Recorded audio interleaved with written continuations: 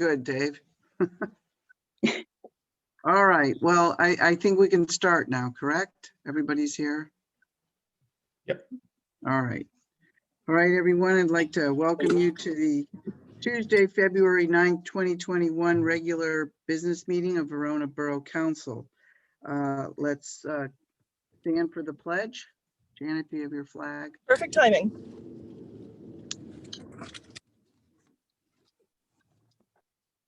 I pledge To the flag, allegiance to the flag, to the Flag flag, United States of America. United States of America, Stands. to the republic for which it stands, Justice for one all. nation, one nation, under God, indivisible, indivisible, for liberty, justice, justice and for all. all. Okay, Okay, oh, is Jerry here? Yeah. Gary's on, looks like. Okay, very good. Mr. Mayor, would you please do roll call? Okay, I'm unmuted. Okay, Madam President, Present, Nancy, Dave, Matt, present, Present. Sylvia, present, Ray Suchovich, Here. Janet Loelbo, Present. and Mike. Yes, I'm here. Trish Showalter, Present. and I'm here, the Mayor, Craig Alexander, Solicitor, Here. and Matt Pitch, the engineer. Here. and Jerry Kenna, the Finance Director. Oh, I'm sorry. Jerry Kenna, Finance. Here. Did he say here? Okay. He did. Is I every, was okay. mumbled. Okay. all right. So before, I believe that's it. okay, before we start with the registered comments, I'd like to make just a quick introductory statement and talk about our new Zoom format. As you guys may have noticed, Verona finds itself in a time of great transformation. And in my opinion, we are headed in a very positive direction. At the same time, there may be a few bumps in the road. We ask for everyone's patience and prayers as we navigate through these changes. So I just wanted to put that out to everyone on council and in the audience. I also want to point out that we are using a different type of format with Zoom. So I'm asking that everyone who's in the audience, and it looks like you're already doing this, to please keep your video off and your audio off unless you're called on to speak. And I'm pretty sure most of you are familiar with the virtual hand that you can use to raise your hand when it's time for the public to speak. And that just makes it easier for us to keep track. And if you're not muted and there's some noise coming, then Dave Matlin, who's hosting the meeting on his Zoom, will probably mute you. Keeping all of that in mind, I'd like to introduce our consultant extraordinaire, Susan Hockenberry, who's just going to introduce herself to everyone. She's been doing an incredible job helping us out with several things with the borough. So go ahead, Susan. Thank you, Nancy. Just good evening, residents and elected officials for Verona Borough. I'm honored to be working with you as you transition your staffing. I just want to give an interim report that says I've received excellent cooperation from all of you. I've met and discussed, or virtually Zoom meeting discussed, all of you, your perspectives and aspirations for the borough. I want to thank Jerry Kenna, who's been really helpful and given me a lot of information, your solicitor, your auditors. I've been helping pinch hit with some questions around some management issues, but my report that I'm tasked to do for you is underway. And ahead of schedule. So I'm looking forward to producing that as quickly as possible and getting that to you as part of an organizational review as you chart that course that you're on, as Nancy mentioned. So thank you for the opportunity to assist you. Thank you. Thank you, Susan. And then I see that other registered comment is from Kat Bogay. Kat, if you would please unmute yourself and also put your video on if that's possible. Can you guys hear me okay? Yes.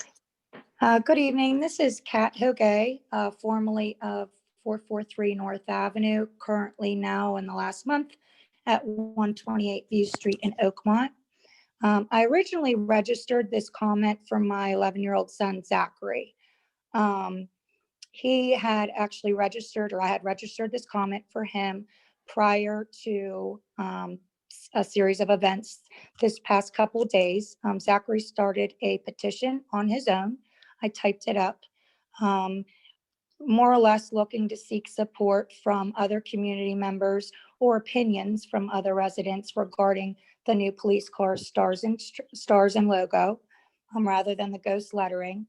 And that was his plan, was to actually present that to council tonight with his petition that he had started. But since then, you know, the Tribune Review had reached out, as well as KDKA Radio.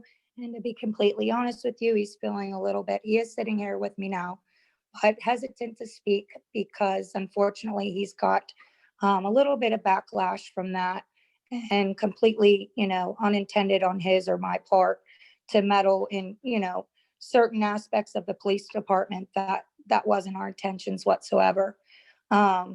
He is happy to answer any questions. And for anybody who isn't familiar with Zachary's petition, he did do one through change.org, basically stating that he didn't really understand for himself, and I agreed, why the new vehicle for the police department looked the way it did. We had joked around multiple occasions in the car months ago. You know, he's pointing out to me a police car, and I have no idea where this police car is. And it was a joke because I couldn't tell it was a police car, honestly. And he does overhear me, you know, listening to these borough meetings every other Tuesday. And he actually overheard last week, or I'm sorry, 2 weeks ago, when the mayor brought this up as topic, and about wanting to put the stripes and the Verona logo on the police car. And he also heard that that would cost about $300 or $500. We of course didn't hear any resolve to that. So Zachary, with the heart that he has, decided that if he got enough support from residents, not monetary wise, just in agreement, that he would try to raise the money for the stripes and the logo on his own. So it didn't have to come from anybody else's pocket or taxpayer money or any of the sort. But like I said, we kind of got mixed feelings from that. Some coming from the police department itself. Some, obviously, we have, I think, 65 or 70 signatures on the petition right now. And that was originally what, you know, just to present that to council, was the original registered comment. He is here and would be happy to answer any questions if anybody has any. But like I said, we definitely, you know, had no intentions to stir up any pot or anything like that. If anything, Zachary was just looking for a way to help, as he has in the past with, you know, he's eager to try to help with movies in the park and set up an ice cream cone, you know, station. He's done lemonade stands before. So, you know, again, our intention was to not, you know, ruffle any feathers in that way. Okay, great, Kat. Thank you for presenting that information to us. Does anybody have any other questions or comments for Kat at this time? Okay, but if something comes up later, Kat, people can get in touch with you. Of course, and like I said, I'm doing this on the behalf of Zachary, so,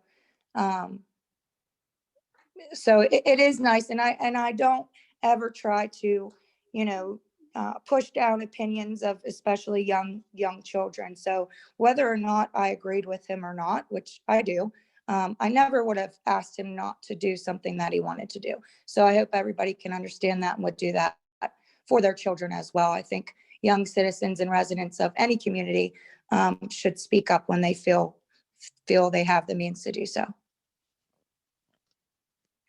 Yeah. Thank you. Thank you. Okay. At this point, I'd like to ask for any additional agenda items that anybody might have that has come up since the agenda was put out. Yeah, I Anybody? have one. I have one. Okay. On, can you hear me? Yes. Hello? Yes. On repairs and maintenance on Bill's. Did you get that?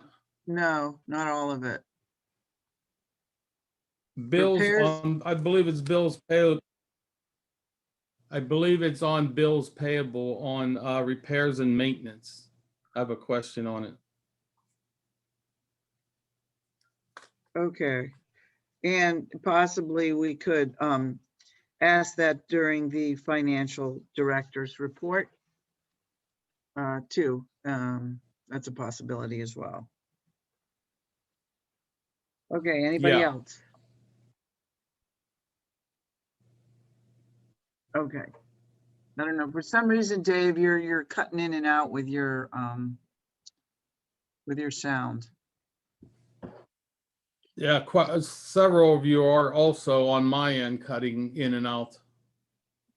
Okay. Yeah, I'm cutting in and out too. I didn't hear the last 5 minutes. Oh dear. Okay, do you have any additional wait till agenda we get items, Mike? No, I don't. Thank you. Okay, that's what I was asking. Okay, at this point, we will hear comments from the public on agenda items. Please raise your virtual hand and state your name and address, and limit your comments to 3 minutes if at all possible. Take a similar route with most of the parades, sort of What's academy down. happening? Dave, can you, okay, thanks. I see Laura Jacko's hand is up. Laura Jacko. Okay. You should be unmuted. Hi. So I'm really sorry I didn't get my request in for for the agenda. And sorry, Laura Jacko, 437 North Avenue. I had some tree commission, like shade tree commission things to bring up. Is now a good time to do that, or do you guys prefer me to do it at a different time in the meeting? I guess does it impact anything further on in the agenda that we might be voting on? I would like to just make sure that I have council's approval for the Cribs field one. That might be affected, but there's other things I wanted to talk about too. But that's kind of the big one as far as needing people to vote. Okay.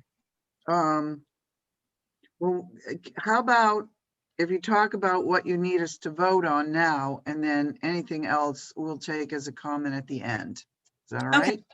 Yes, if that's good with you guys. Yeah, I had just sent over, I think a couple times now, the plan for the spring planting in Cribs Field. And it was approved, like I had everybody at Parks and Rec look at it too, and they approved and recommended that council approve it as well. I just want to make sure that I have council's approval to go ahead and get those trees planted in the spring. And just because this question did come up, this is something Tree Vitalize will be doing for us. So this is actually a free planting. We don't even need to get volunteers together for it. So, that's a pretty cool thing. And I'd be happy to answer any questions if anybody has any as well. Okay, great, Laura. Listen, what I'm going to do is put that item in my section, and I'll ask for a motion at that time. And if there's any questions or comments, that'll come up at that time during that motion, okay? Okay, great. Thank you. Madam President, Okay. it's actually in my agenda. Oh, good Lord. Never mind, then I don't have to do it. Wonderful. Thank you, Janet. I didn't notice that. Sounds like Okay. we're covered. Great. It sounds like we're covered. Wonderful. Okay. Sorry, I just didn't notice that on Janet. Spring tree planting at Cribs. There it is. Okay, wonderful. Any other comments from the public on agenda items? I don't see any hands. Okay, then we're gonna go ahead and I am going to ask for a motion. I think everybody received the minutes sometime last week from Marcia. I'd like to ask for a motion to approve the meeting minutes from January I'll 20. motion that we approve the minutes from January. Second, Okay. And Mr. Forbeck made the motion, Mr. Suchovich second the motion. Are there any questions or comments about the minutes from our last meeting? the only comment I have, we might need to get them changed, was I believe there was talk of, there was a motion made to tear down a house on North Avenue, or to go with the demolition of a house on North Avenue. And I think when she typed them in the minutes, it was, she put in the 800 block instead of the 400 block, whatever the address was on the house. That's gonna need to be changed. What section is that in, Ray? Under the demolition of the houses. I'm not sure what section, Nancy, I don't have it in front of me. But there was a motion to start the proceedings to demo or foreclose on a house at, I think it's 423 North, Oh, okay, I see where it is. but she It's, put 823, I think. right, okay, all right. All right, any other questions or comments? I'll get her to change that.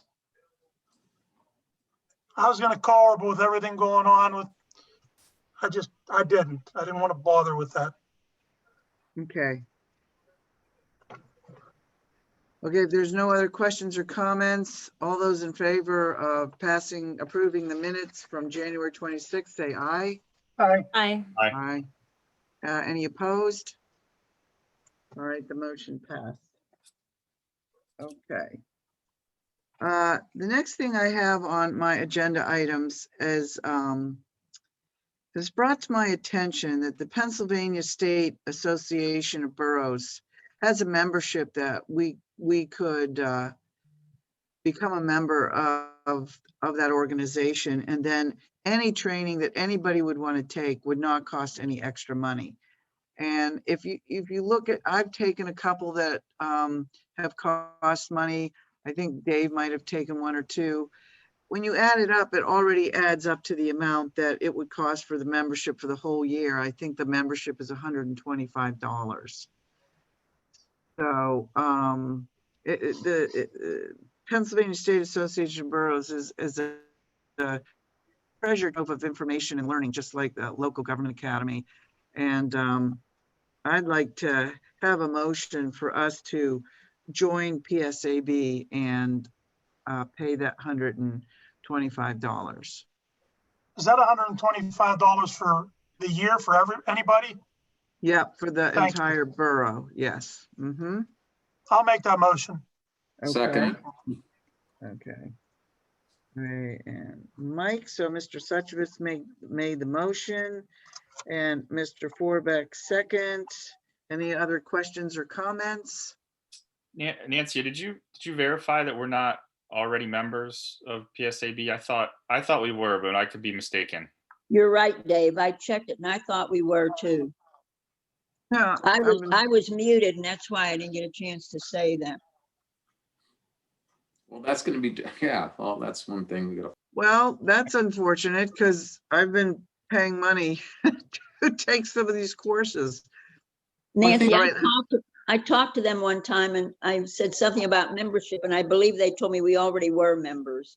I think what it is actually, as an elected official, you're kind of automatically a member on a certain level. This is PSAB plus, which allows us to take all the courses.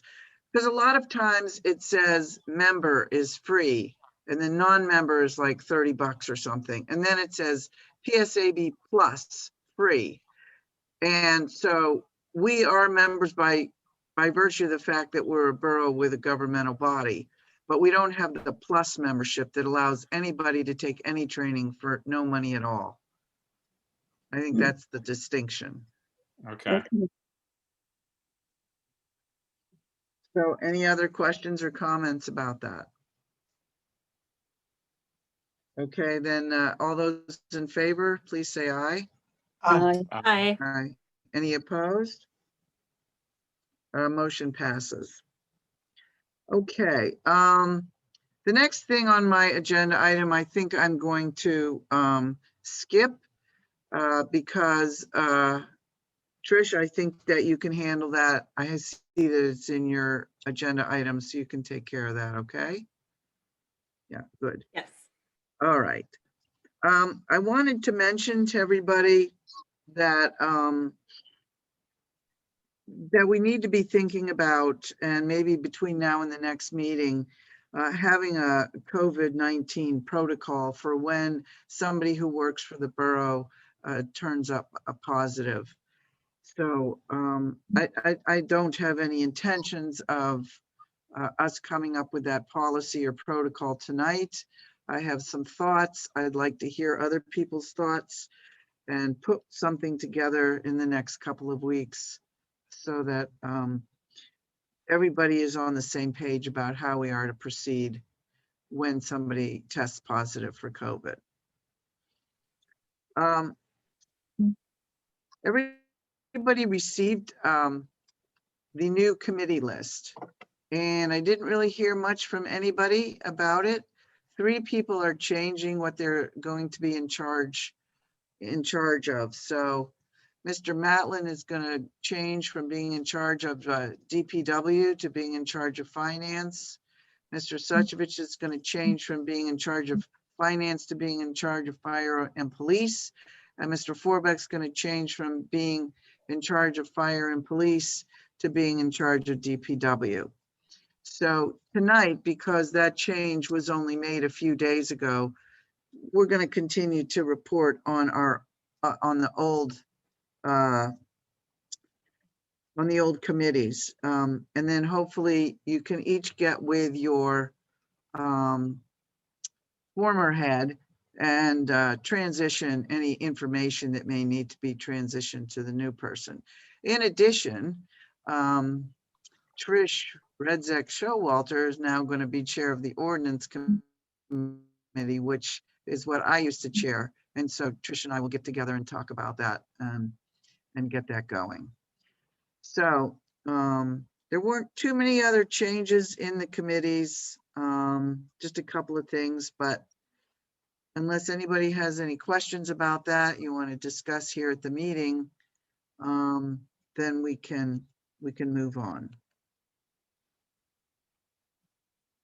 Okay. Okay. Everybody has several proposals of cleaning people who are interested in taking care of the building. And I'm hoping. Excuse me, Ms. President, Yes. did you want to do the bills? Isn't that next? Oh, no, Mr. Kenna is our finance director. Will be going over that. I believe that's on the agenda. Okay, I'm sorry. Yeah, he'll be up next. So I have 5 proposals. Is everybody aware of the 5 proposals that we have for cleaning services for the building? maybe you could say, because I had four. What was it? Fifth one? Right, one just came in today. So I have Sandy's Cleaning Service, Reset Cleaning and Organizing, Organized Interiors, and Cornick Cleaning Services, and one other one that I have to look up here. There's a Kirkman that came in. A what? I think it was Kirkman or Kirk something. Yes, I think that's the one that came in today. All right, here it proposal, here it is.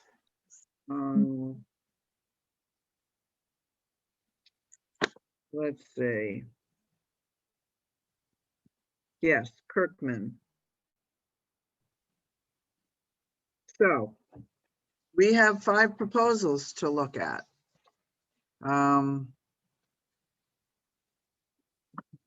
Does anybody have any thoughts about preferences and why? Do we need to choose the lowest bidder, or is No. this No, considered- this is in that medium, it's above, some of them are above the, whatever it is, 11,500, but below the, whatever, 19 or 20,000, it's in that middle. So we had to get at least 3 proposals, but we don't have to take the lowest bid.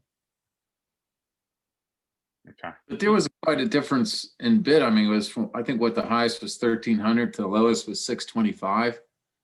I mean, Per month, yeah. Yeah, that's per month. Yeah, per month. yeah, this Kirkman, I think was Same thing, 620 right? per month. And I think there were some issues with having clearances and all that as well. So that's a consideration as to whether the quote can meet what you're looking for as well. So, So we, Yeah, Go Yeah. ahead, Mike. Yeah. so we should check on the clearances first, right? I mean, before we, or did you already do that? Well, you know, I thought that, and Chief, maybe you can weigh in on this. I thought it might be good to look into the background check issue. And, you know, most of these people have talked about, you know, their insurance coverage or bonding. But I think the chief might have a different opinion about how we deal with the background check issue. Yeah, when I took the people around that I took around and showed them the building and stuff, I explained to all of them that they had to have an FBI clearance to be in parts of my side of the building, as far as the police department. And everybody seemed to understand that. Some of them, there was a couple of them that felt like they already had what they needed because of places they have already been cleaning, which that would be a short a route to get them in the door. But basically the issue is they can't be in the building if somebody's not in there. Like if I'm not with them or one of the other officers is not with them, they can't be in there by themselves. They have to have a clearance to be in there by themselves. So if we had to leave to go on a call or something like that, then basically that would shut them down as far as the police department area. The rest of the building, they would be fine in until we can get their clearances. So if there's somebody you want to hire that doesn't have the clearances ahead of time, we can do that. That's up to you guys as far as your decision want to make. We would just have to realize that one of us has to be with them when they're there cleaning. And if we have to leave to go on a call, they would have to move out to the other parts of the building until we could come back in, or for that night, our end of the building wouldn't get clean. Well, if there's nobody special that anybody wants, why wouldn't we take the lowest bid? Oh, yeah, I If think they're the doing only, the same yeah, thing, yeah, Ray, I would agree that the only thing we just might want to consider is make sure that they have insurance, and I don't know what level of insurance we need to require. And I know we mentioned bonding, but I don't know if that is something that is a hard requirement. I don't know if all of the proposals indicated whether they would be bonded. do we have to do it tonight? Can we wait till workshop and get all that cleared up in the next 2 weeks? And make sure the clearances or whatever, yeah, do that. Right, well, the thing is, in the meantime, the building It's not getting cleaned for another 2 weeks. Is there anybody within the quotes that we did receive that meets all of the present needs? I believe so. Well, this, Kirkman has stated clearly in terms of their insurance is quite good. And I do not see any mention of background clearance, background checks. I'm pretty sure that the Sandy's cleaning service, they came in and did a one-time cleaning last week. She mentioned to me that several of her workers are in the process of getting the FBI background check. This reset cleaning and organizing, I don't see any indication of insurance or background check. And Cornick, I don't see any indication of that either. So I kind of am leaning toward the idea of having more time to go over these proposals and compare and contrast and maybe make some phone calls. But I'm also worried Could we that the bring, building cannot go uncleaned for another 2 weeks. could we bring Sandy's Cleaning Company in since they did it once to do it one more time and clean it up, and that should last till we go to our workshop? Yeah, her price was based on doing 2 cleanings at $325 per week. They're actually the highest one of all of the proposals. But I guess maybe we could see whether they'd be willing to do, you know, another run through. I mean, we paid them $600 to do a super duper cleaning last week on Thursday. The last 2 weeks then, right? If it's super duper. Well, it was last week, so this Thursday will be 1 week, then another week, it'll be, 3.5 weeks by the time we would make a decision. Is that building open to the public and to everybody now, Nancy? All of us? The building? No, it is not open to Well, then- anyone. Yeah, Then maybe we can wait then till workshop. I mean, there's nobody coming in to dirty it or bring snow or anything in. yeah, but they use the bathrooms. Oh, that's true. March Okay. is good. So here's an idea. Thank you, Trish. Would anybody be willing to be in charge of figuring this out, contacting the people, doing all of the pros and cons of all of this? And help us figure out who might be the best person for us to pick, a recommendation. Maybe a couple of people working together. You mean split up the names and call these people? Is that what you're asking for? No, I don't want to split up the names. I want one person to do all of the names, because that one person, or maybe 2 people, will co-chair this search for a cleaning person, so that we have all the information centralized. Yeah, we basically need a bid tab for it. What Similar Dave like Matt said. would prepare for a contract, a construction contract. Right. So I can take a crack at putting it together. It just it came in late and I didn't have a chance to review them today. So Yeah. I do think that we should try to find a way to have it cleaned before the next workshop if we're going to wait until then to make a decision. But I also think that if we're, making a decision to go with someone long term, I think it seems like we probably need a little bit more time to review it and make sure we choose the right person. I agree. So Trish is also letting me know that she would be willing, if no one else would, I don't know, maybe Trish, you could like help Dave out a little bit. Would you be willing to do that? Absolutely. Yeah, Dave, I mean, maybe I can call the references or whatever you think is appropriate. Yeah, we can get together and put something together. Yep, that sounds good. Oh, okay, great. So Dave and Trish will take care of that. I'll tell you what, in the meantime, I'll take care of figuring out how to clean the building one more time between now and workshop. Okay?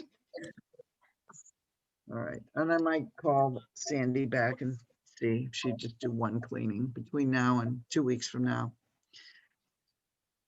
All right, great. Thanks, everybody. Let me look at my agenda items. All right, for now, I think that's it for me. And I'd like to turn it over to Mr. Kenna to talk about treasurer stuff. All right, so I think Dave had a question about the bills payable, the cash disbursements journal. You want to ask that first, Dave?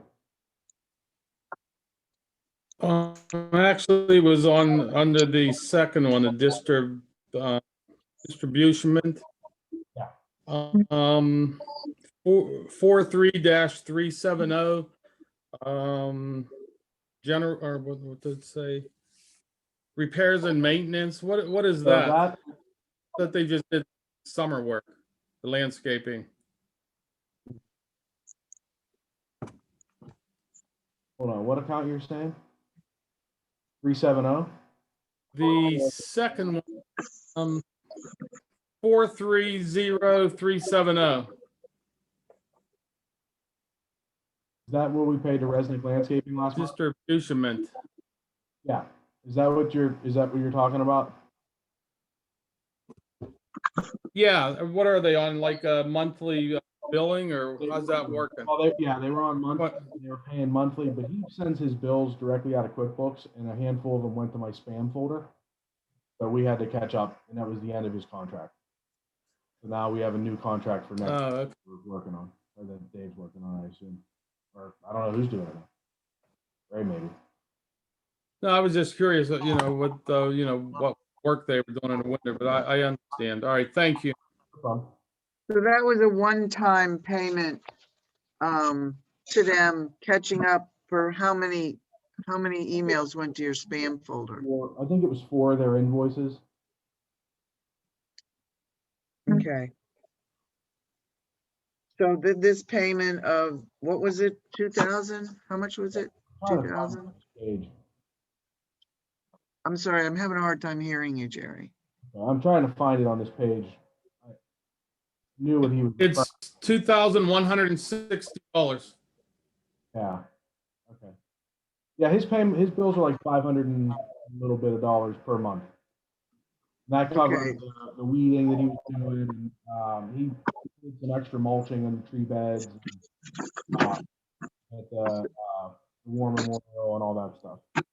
Okay, so which months was this payment covering then with him? I don't have that in front of me. I have to send it out to you. All right, thank you. No, you explained it. Thank you. Oh, no problem, Dave. So the cash disbursements went out. The first order of business would be if somebody would need a motion to pay the bills for February. I'll make that motion. Second.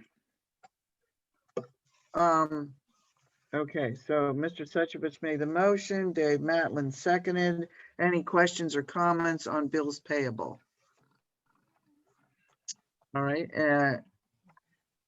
all those in favor, please say aye. Aye. Aye. Any opposed? Motion passes. Okay, Jerry, go ahead. The next order of business would be this tax collector special taxes report. For the month of January, we received $11,093.88 in current real estate tax, $14,367.66 in prior year real estate tax, $15,187.55 in real estate transfer tax, $11,141.26 in earned income tax, and $4,224.81 in local services tax. need a motion to accept the tax collector special tax report. I'll make the I'll make- motion. I'll second. All right, the motion's made by Mrs. Provenza, second by Ray Suchovich. Any questions or comments? All those in favor, please say aye. Aye. Aye. Aye. Any opposed? Okay. Go ahead, Jerry, with what's next. For the general fund, we began the month at $114,829.03. Received deposits of $116,434.47. Spent $203,423.73 for an ending balance in the general fund of $27,839.77. Need a motion to accept the treasury report. I'll make that motion. I'll And second. a second? Okay. First by Mr. Suchovich, second by Mr. Matlin. Any questions or comments on the treasurer's report? I do have one question, Jerry. This report looks different than the other reports, and so does the bills payable report. I was wondering about that. Yeah, so we switched accounting software internally, and so we're going through a little bit of a transition on these reports and just trying to, I don't know, we're just have some internal things that change so that we have better control, and the new software is cloud-based, so your new manager will have a login so that they can see transactions and details throughout the month. So instead of it being local QuickBooks. And I also wanted to confirm with you that you did close out the account at First National with the $15,000 for the recycling account and deposit that into the general fund. Yeah, that's included in the general fund balance. Okay. So thank you for doing that. Any other questions or comments on this motion? Right, all those in favor, please say aye. Aye. Aye. Any opposed? Okay. Anything else, Mr. Kenna, on finances? Nothing that I have right now. All right, thank you. All right, let's see who's up next. Mr. Mayor.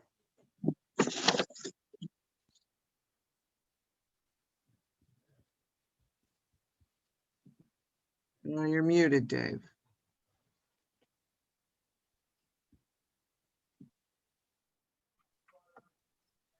Okay, can you hear me? Yep. Can you hear? Yeah, it's sort of still cutting out though. Okay. Everybody is, when everybody talks on my end, everyone's cutting out. I don't know why. I don't know if it's a bad connection or what. Mayor Dave, can you try? The young man that got. What's that? Can you try turning off your video to spare bandwidth for your audio?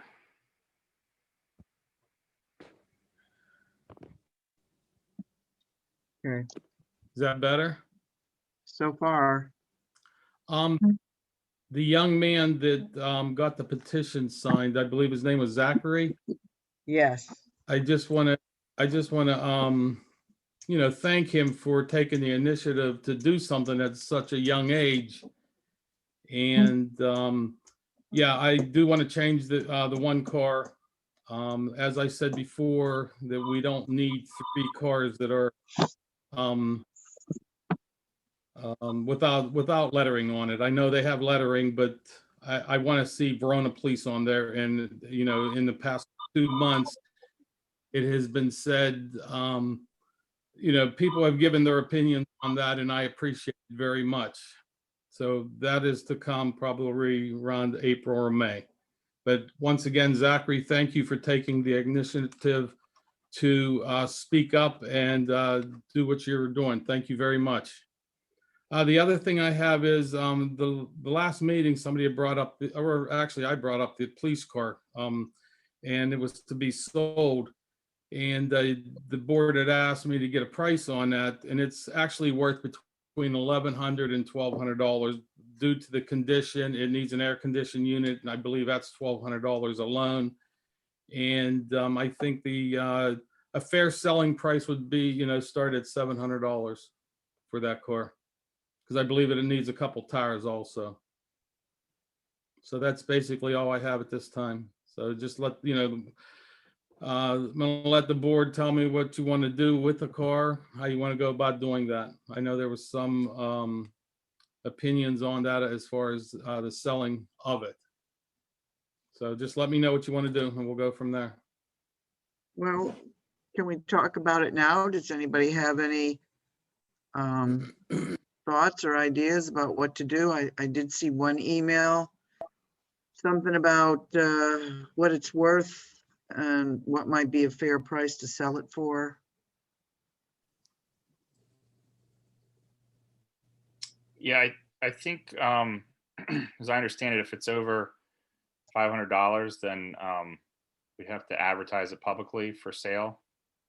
Which I think for the, given the range this is in, I think we'd probably want to do that. I'm gonna check on that. Go ahead and keep talking, but I want to look that number up. I'm all in favor if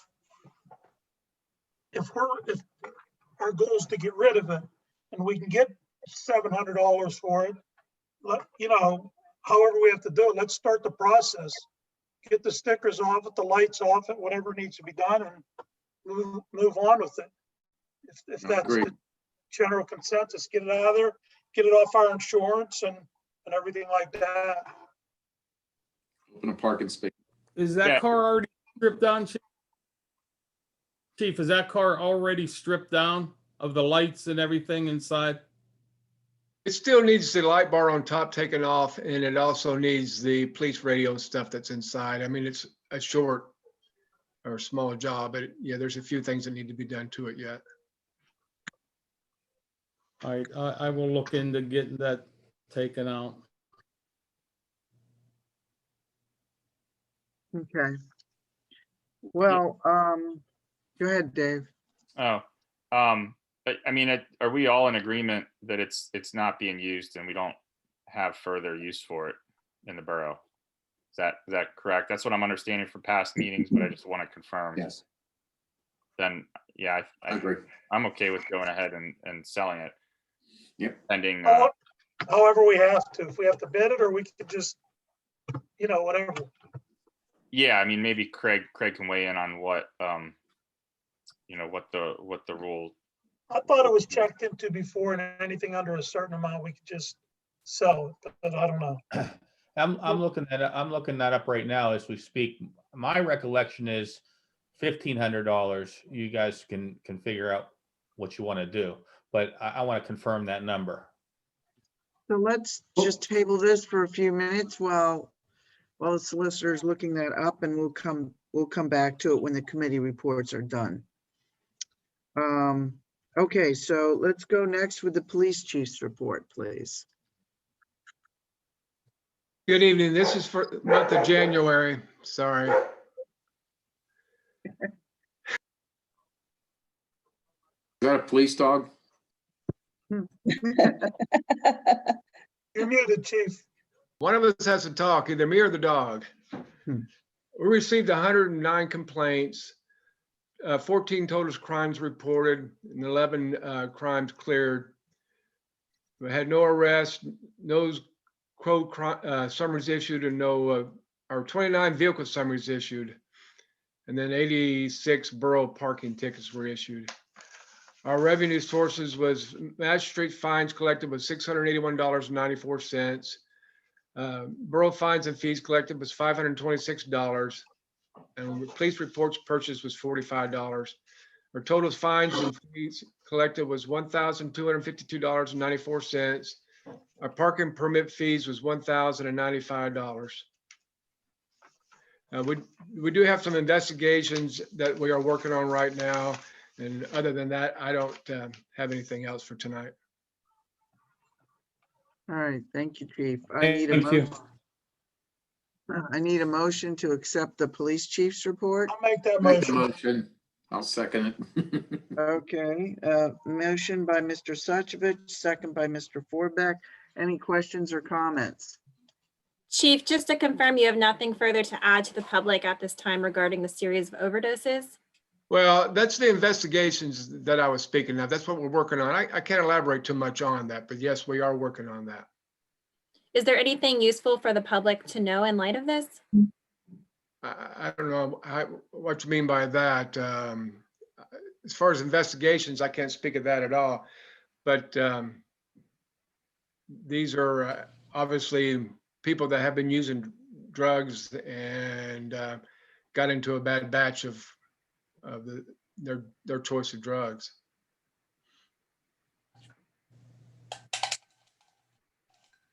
Okay, any other questions or comments? All right, all those in favor, please say aye. Aye. Aye. Any opposed? All right, motion passes. Next, we'll have the fire chief report. We had 9 fire calls for the month of January. We had taken a break up at the fire station for a few months due to COVID. We had our monthly meeting last night, and we're going to start meeting every Monday night again and back to drilling and everything we need to do. So if anybody hasn't seen us there, that's why. And we're going to be starting back up. Also, with this weekend coming up, the 0-degree weather, who knows what's going to happen as far as warming stations or whatever. If that comes up, we're going to have to decide what we want to do, because you're only allowed so many people and the whole 9 CDC rules and COVID rules. So if something comes up, we're just going to have to work with the mayor and figure something out. So that's where we stand with that. Yeah, Okay. thank you for bringing that up too, Raymond. Yep, no problem. I meant to bring that up. I forgot all about it. Thank you for bringing that up. No problem. Okay, so with that, I need a motion to accept the fire chief report. Make the motion to accept the fire chief report. Okay, motion by Mr. Forbeck, second Second. by Mrs. Albo. Any other questions or comments? If a warming station is offered to a borough, how will the public receive that communication? They usually put it out through the social media, through Curtis, and a text, word of mouth. Like I said, I talked to you on the phone once, Trish, about different things. If I remember correctly, Steel City Billboards has offered the borough a certain amount of time. I don't remember how often, but maybe that's another route we could use if need be. So, just various ways, the social media way and word of mouth. Ray, where would we be doing that? The fire hall, I guess that's much bigger than the chamber, the council chamber, isn't it? Would we be doing it at the fire hall for people? Well, that's what I just said, Sylvia, that if it arises, I'll have to get with the mayor and we'll have to figure something out. Because right now with COVID and everything's up in the air what we're going to do if we have to. Well, I guess that's why I was mentioning, Dave, that probably the fire hall is a lot bigger than the council chamber. I just wondered what your thought was on that. Yeah, no, I mean, I don't want people to freeze, especially if for some reason they lose their heat, but the council chamber, the borough building is currently closed. I agree. Yeah, I you need social We distance. can mask and whatever we have to do. We can, like I said, we'll figure it out and we can get Mark involved and there's a EMA and go from there. Thank you, Ray. Thank you. Okay, any other questions or comments? Just that for anyone not currently receiving text alerts, you can text Verona to 21777 to start receiving those. Thank you, Trish. Good idea. Yeah, you just text Verona. Yes, I didn't hear you say that, but I think you did. Anyhow, okay, no other questions or comments. All those in favor? Aye. Aye. Aye. Any opposed? Okay, next we have the EMS report. I have it here, if nobody else does, and I think maybe we need to put Jamie Lavelle on the email list when we send out the Zoom link, and maybe he can come. So I have that email now. Anyway, this is the call volume for January of 2021. There were 12 ALS calls, 7 BLS calls, 2 lift assists, 2 cancellations, and 2 false calls for a total of 25 calls in Verona for the month of January. So I, at this point, need a motion to accept the EMS report. I'll make that motion. Okay. First motion by Mr. Suchovich. I'll second. Second by Trish Rezek Showalter. Any other questions or comments? All those in favor, please say aye. Aye. Any opposed? All right. At this point, looks like Mr. Pitch is up for engineering. Thank you, Madam President. The PA Small Water and Sewer Grant for the sanitary sewer work on Ridge Avenue. All the remaining items have been completed. I've received an email with some of the closeout paperwork from the contractor today, and we'll be getting that submitted to the state. The First Street reconstruction, that's still on schedule for the bids to be open on the 18th. As Ray mentioned earlier, with the demos, we opened those bids. The low contractor was Ever Ready Contracting. Their bid amount was $13,400. That it was pretty low compared to what we had originally received a grant for of $24,000.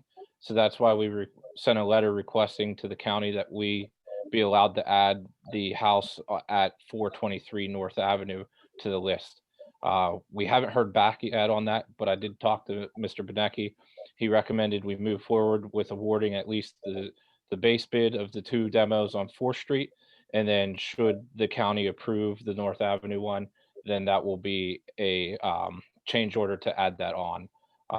So I would need a motion to award the demos of 4th Street, 866 and 870 to Ever Ready Contracting in the amount of $13,400. I'll make the motion. Okay, motion by Mr. Matlin, second. Second it. Second by Mr. Forbeck. Any other questions or comments? Matt, what would the timeline be both for those demolitions as well as the potential one on North, given the current situations? Currently, right now, just we're in the awarding process. Once I get back to Mr. Benecki in the county, it usually takes between a month to 2 months to turn around all the paperwork and contracts between the county and the contractor. And then depending on their schedule, anywhere between a month or 2 to schedule and mobilize. So just the 4th Street ones, I would imagine we're looking at a time frame in the June, July period. As far as hearing back about the North Avenue, I would hope to maybe hear back in the next month on that one. But I'll definitely email everyone once we find out. Hey, Matt, Yep. go ahead. I'll wait till you're done. Go ahead. Okay. The Cribs Field work, if you haven't gone by recently, the old pavilion is down. Whoa, hold on. We were in the middle of a motion to approve the demos. Oh, I apologize.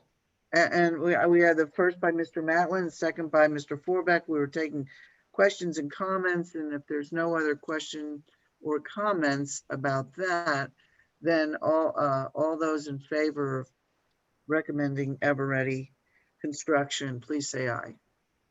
Aye. Aye. Aye. Any opposed? Okay.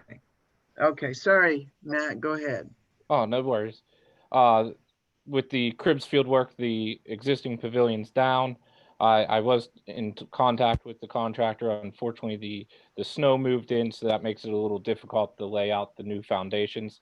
The block did arrive though, and he has the other materials on order, such as the bathroom toilets and sinks and trusses.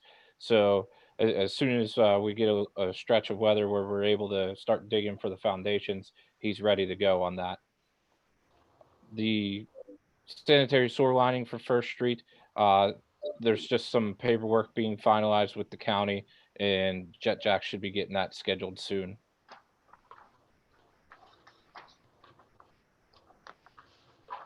Some of the other things, Center Avenue storm extension and CDBG 2021s, really no change on those have occurred in the past month here. The CDBG 2021s, we should be hearing something back probably by next meeting as what grants are going to be awarded for that. It is our year for our guaranteed grant, so we will be at least able to do the Wildwood culvert repair, and then hopefully we are awarded some additional demos. And then the last thing I have is the 2021 CITF. I know we passed back and forth a lot of emails in regards. Unfortunately, it had a very quick time frame of only about 2 weeks to apply for it. I worked with Mr. Matlin and Mr. Forbeck and was able to put together a application for alley reconstructions.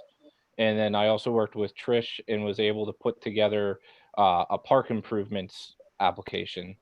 I do have those that I can share my screen. I think, Dave, I think you might have to allow me to share the screen.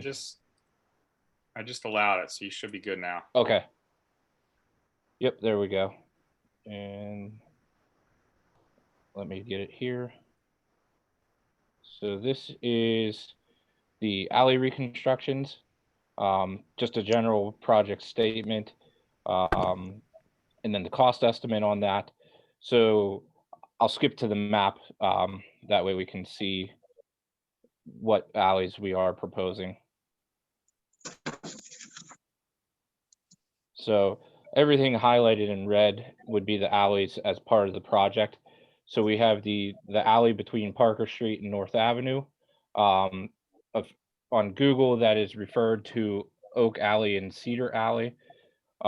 We have the alley between 3rd and 4th Street, including the dead end section off of South Avenue. And that one's referred to commonly as Peach Alley. We have Walnut Street between Athletic and First Street, and then Sylvan Way from James to the property line at the Riverview Children's Center. I'll go back up to the cost estimate here. So with this grant estimate here, there's various degrees of repairs depending on the existing condition, whether it's a mill and overlay or base repairs, or in some cases, full depth repair. But for the mentioned alleys, the total project cost is estimated to be $164,450, and our 15% match would work out to be right around $25,000, and we would be requesting a grant of $139,450 for that project. Okay.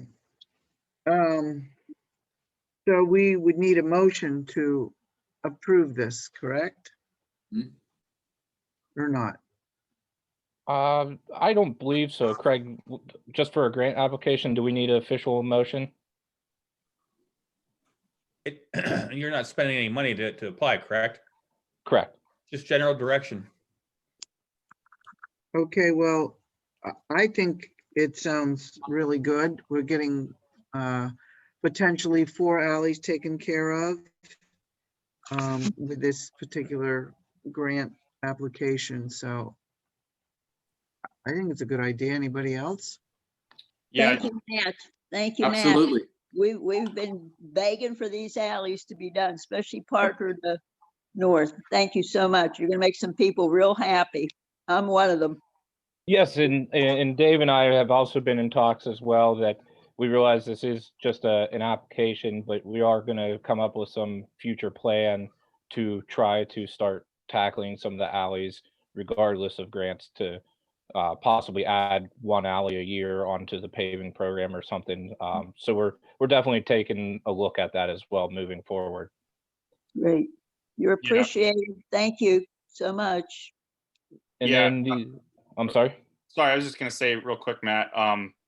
I think that you did a great job with putting together an application based on, some of the more pressing needs as far as alleys, and I think there's probably a couple other alleys at least that are also in need, and I know, we've probably heard about some of them, but basically it came down to, we can't pave them all, we can't at once, and we can't fit everything in this grant application because there are limits. So I think Matt, you did a great job with trying to lay out what we could do best for this shot, and we are going to work towards at least identifying, and I'll get to that later, but identifying what other roads are and alleys are high priority, and then trying to come up with a plan on how to address them over the next few years. So thanks, Matt. Not a problem. Thanks, Yeah. Thank you, Matt. Yeah, thank you, Matt. Appreciate it. In the other one that I worked on with Trish was some park improvements. We all know with the pavilion grant, we're doing some great things with the parks, and they're being used more and more for different fundraising events, wrestling, flag football, little league. So there's some pretty good assets to the community. So what we were looking to do, initially we thought about new play equipment totally. And I had a chance to stop by and take a look. What's really nice about the Cribbs Field equipment is it's ADA accessible equipment already, which those come with a pretty hefty price tag. There's some paint chipping and some faded plastic. So I accounted for some repairs, maybe some replacements of railings here and there, but the overall play equipment will stay the same. We do anticipate a new swing set and some new climbing features to kind of fill in some empty spots there and really go with the theme. The current play equipment is a lot of browns and greens, and the new pavilion is also browns and greens and kind of carries like a woodland theme. So a lot of some of the equipment we were looking to add kind of had a tree theme with it. So we have quite a few things looking at. None of them are set in stone because this is all just for budgetary purposes for the grant. And when you look at play equipment, there's a million different things you can pick. But this was kind of getting us in that direction. And then, so that was at Cribbs Field. And another thing that we put in there that we could or could not use if we chose to, we put in for being able to install a adult fitness machine. It's a lot like the children play equipment, but you can do pull-ups and sit-ups on it, and there's charts of what exercises to do. So that was a thought that we could possibly do. At Riverbank Park, again, the play equipment itself is in pretty good shape, needs some minor repairs, some paint. There is a children's swing set, which isn't very usable. The swing set itself is only about 4 feet off the ground. And then the regular swing set, there's an older style, is starting to rust a little bit. So we put in for that. We also put in for new climbing equipment.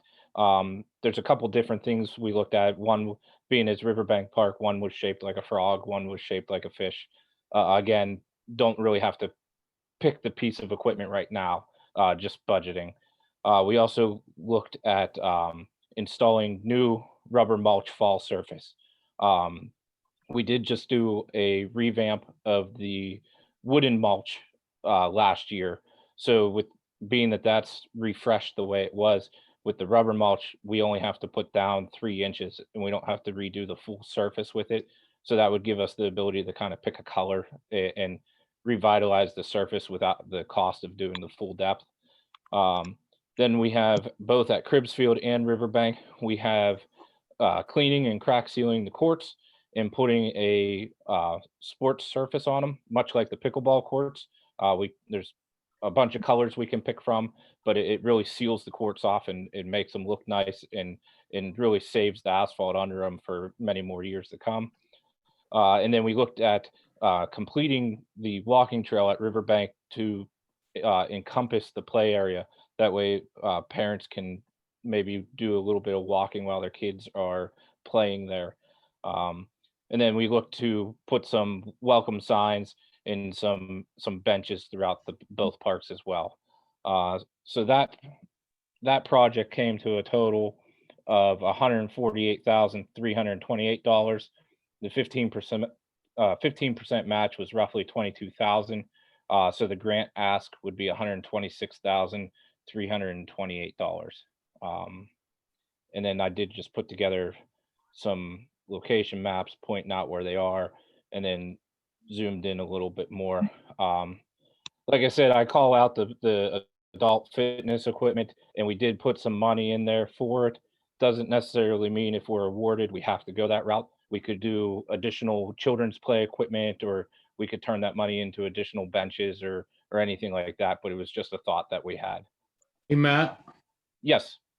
I still would like to get a splash park in. You and I had talked about, I talked to the board about it also, but then COVID hit and you got a price of like $60,000. I don't know if, we could work that in, somewhere. You were going to look in for a grant on that. Remember me talking to you about that? Yeah, and I did look at those prices.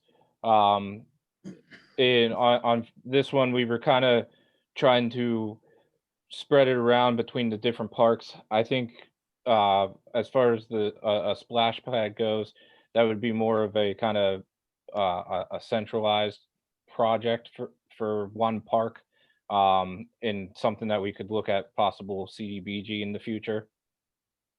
Okay. Yeah, I mean, that's my goal, to put a splash park in one of the parks there. Yeah, and I still have all that information, and it's something that we can look at. This one, we were kind of looking at being able to kind of spread the wealth between the parks, and some of those benches as well that I mentioned would be for Railroad Park as well.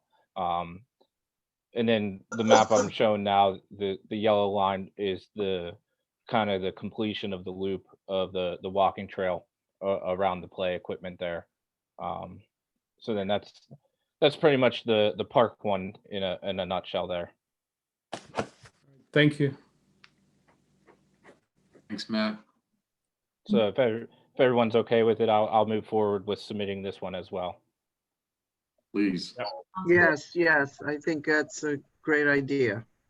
Okay. I think he's Thank you both- very much, Matt. Thank you, Matt. Thanks, Matt. Before you're done, Matt, I just wanted to, okay. Go ahead, Dave. Matt, did you, we talked about the street light, Kane Light. Do they still have that program to continue with those lights, street lights, the LED lights? They do. I don't have the paperwork with me. It's on my desk. It is coming up. I don't believe it starts until about April or so. When I get to the office tomorrow, I'll double check and send you an email on that. All right, thank you. Hey, real quick, Matt, did you, maybe I missed it, did you have an update on the tree trimming and pruning by Beaver Jack? Have they scheduled that yet? They have not scheduled it. I'm guessing the weather kind of pushed them back a little bit. They did tell me that they would give me a couple weeks notice of when they do have it scheduled. Okay. Yeah, hopefully they can get it in soon, because I know we're getting into February and I forget what the time frame we gave them, but for I- some of the trees, we wanted to get it done before spring. Yeah, I can't remember. I think mostly it focused on either the oak or the maples. I can't remember. And I think they had to be cut no later than the end of March. Okay, yeah, that sounds about right. Okay, I'll check up with that and send them an email to remind them. okay, thanks. So Matt, you have everything you need now to finish those CITF grants and get them in by Thursday, correct? Correct. I pretty much have them all done already. I was just waiting for some conversation tonight for any small changes, and I'll have them emailed to Mr. Benecki tomorrow morning. Wonderful. Thank you so much. And that's all for my report tonight. Okay, great. Mr. Alexander.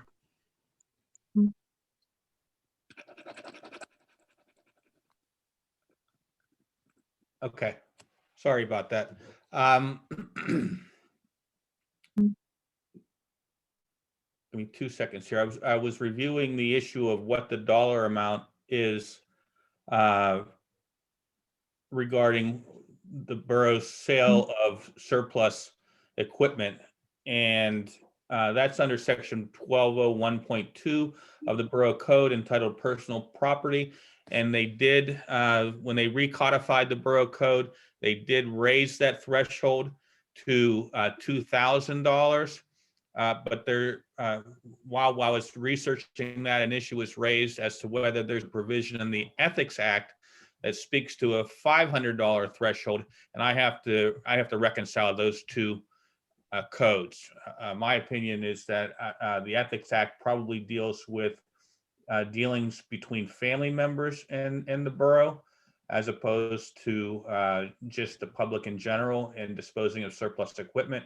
But I need to reconcile those two statutes before I can give you a more firm opinion on that. I apologize that I was not able to do that in that short amount of time. With regard to my regular report, I have a few things to talk about.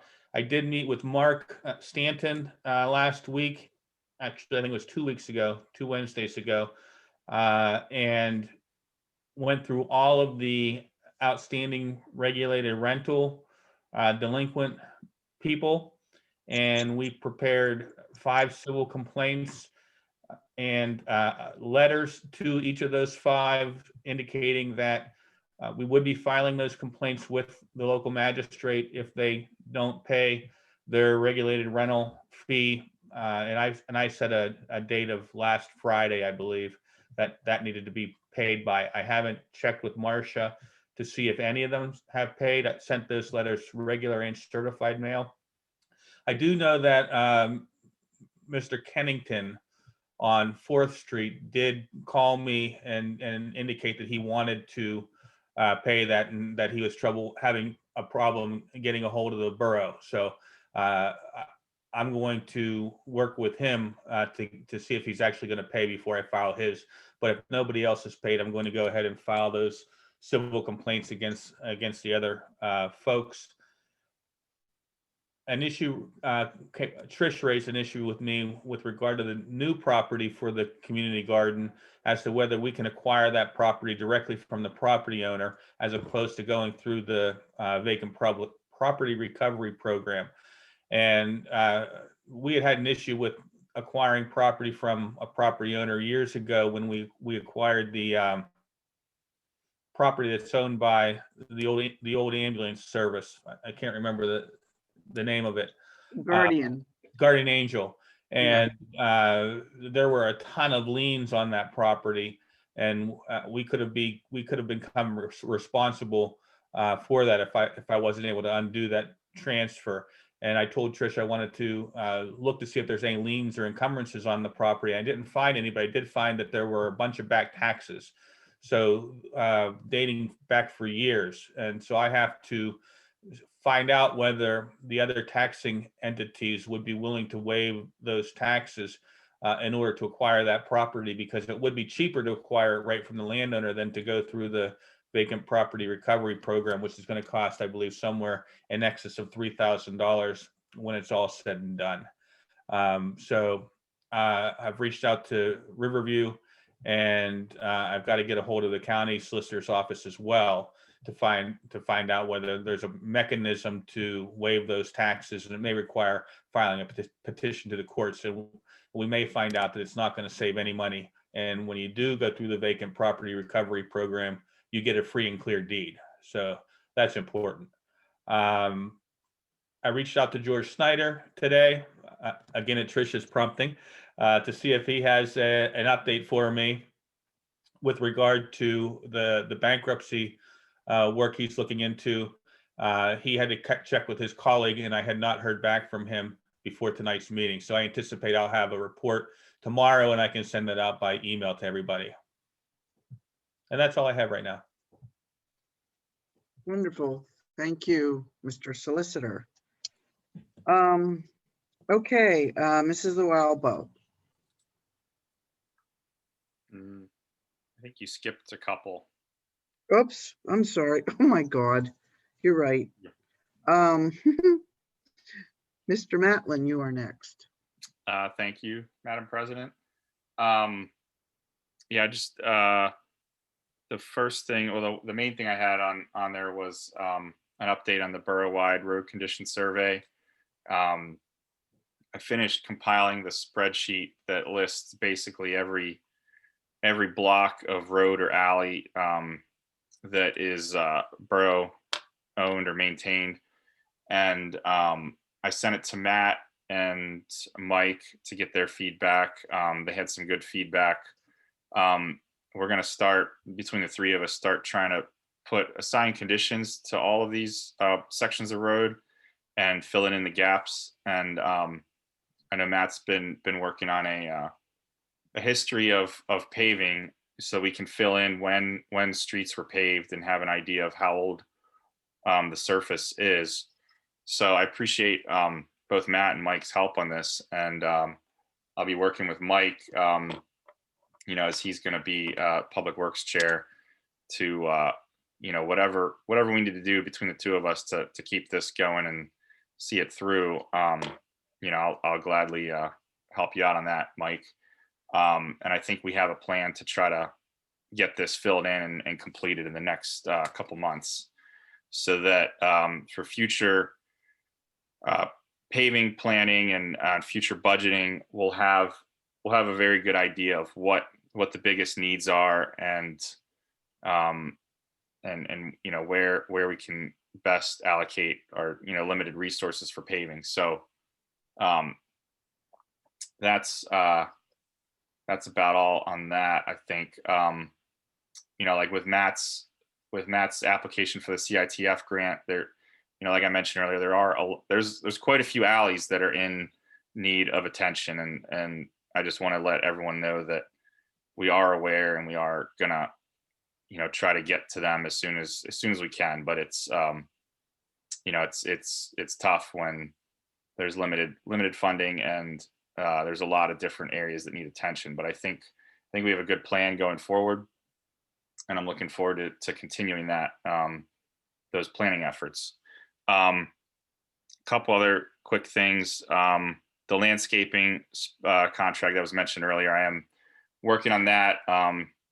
Been tied up with a couple other things, including the road condition survey. So I'm going to try to get that wrapped up and sent over to council at some point in the next few weeks, and I'll be meeting with members of the Garden Club as necessary to get their any further feedback.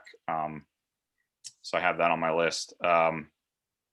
And then as far as finance, I know we're kind of in transition. I just wanted to add, there's probably a couple things that couple ideas that I have for setting some new standards and just guidelines for how we can better track and keep track of things going forward.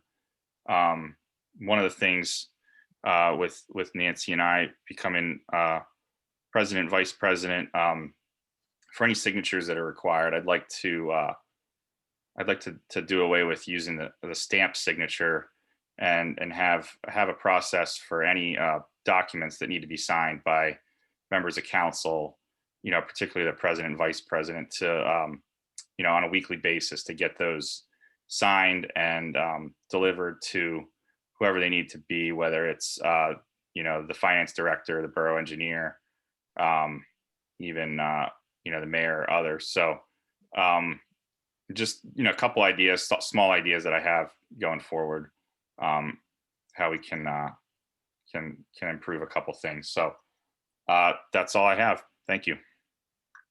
Thank you, Mr. Matlin. Mrs. Trish Redzek Showalter, you are up next. Thank you, Madam President.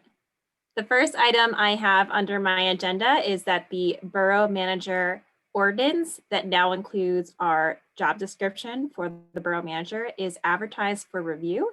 It was in Monday's Valley News. So if anyone would like to review that, we're hoping to vote on that at the upcoming February workshop meeting. As a note from the last meeting, going forward, any changes to this ordinance will be made by resolution as far as dealing with the Borough Manager description. So thank you, Madam President, for your assistance in transitioning these items over to me. The second item I wanted to discuss is the food truck ordinance and clarification. Josh Neese of Stonewall Cider reached out to inquire if he could book food trucks for this year. And I checked on eCode 360 and we actually did not have any restrictions on location as far as food trucks. So we double checked with our code enforcer, and with no limits or hesitations, we went ahead and told him that he could go ahead and book those for the summer. But we made some notes that our food truck ordinance is very general, perhaps isn't quite being followed. So it's definitely being tagged for more updates coming soon. The third item that I will be looking into are regarding ordinances surrounding our parks. Recently, we made some modifications to our park hours. Furthermore, in January's Parks and Recreation meeting, we were discussing dogs in the park and how it would be nice to have dogs in some of our parks at least. And when I also checked that on eCode 360, we actually don't currently have any restrictions formally in our code against having dogs. So obviously some modifications and improvements are needed surrounding park ordinance, specifically to those items as well as in general. Our next ordinance committee meeting will be on February 22nd for those of us who are part of the committee. I just want to close by extending a huge thanks to every single member of council, as well as the mayor, who's been endlessly kind and patient with me, despite my enthusiastic questions and many emails. I really appreciate the help in transitioning to this. And I also want to send a huge thanks out to all of our staff. We have such wonderful staff, especially Marsha, who's been very detail oriented with many things, especially helping me. Craig for answering my many emails, as he alluded to, and especially a huge thanks to Matt for so many things, but also this very short window for this CITF grant. I knew we had amazing staff before, but now I'm seeing it firsthand, and I just want you all to know that we all very much appreciate your efforts, so thank you. All right, thanks, Trish.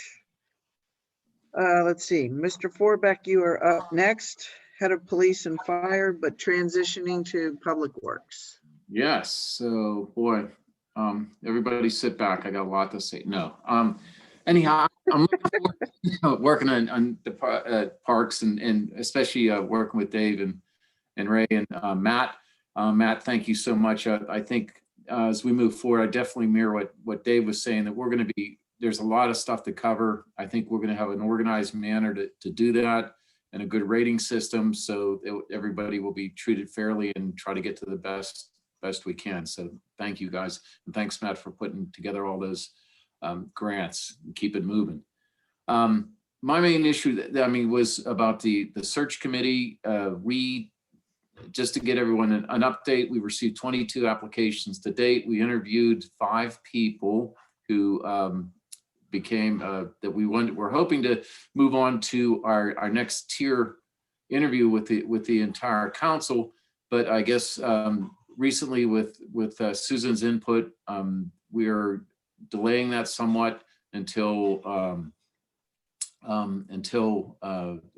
certain items are reached, or certain items are priorities are set forth, are done first. So that, and I know I'm talking in general, but the issue that I'm having with that is that we have some really good people that we've interviewed, and you know, it was 3 weeks ago, and we should probably really maybe set a time frame that we should definitely be interviewing these folks, because my biggest fear is that they'll move on to other jobs.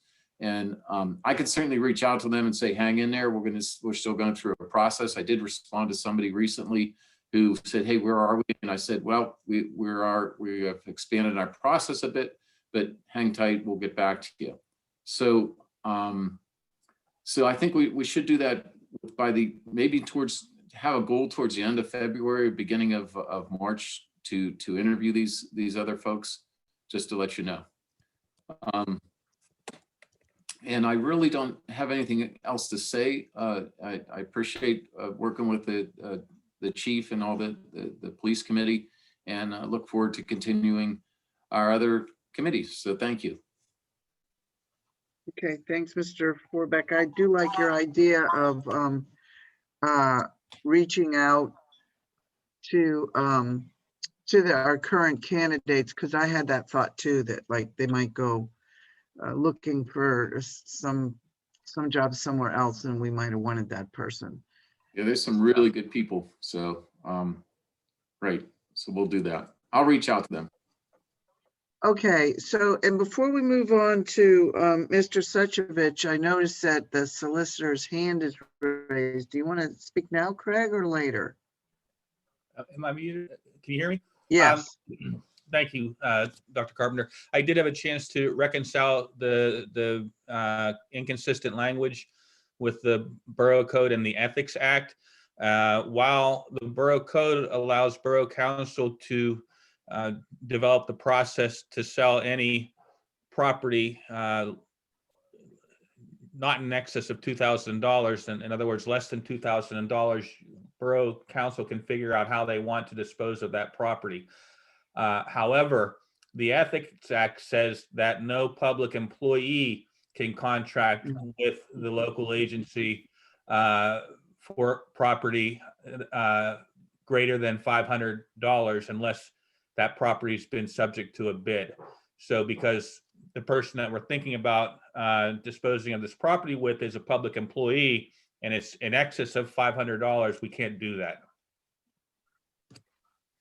But we So can we have bid, right? We could put it in a bid out for bid.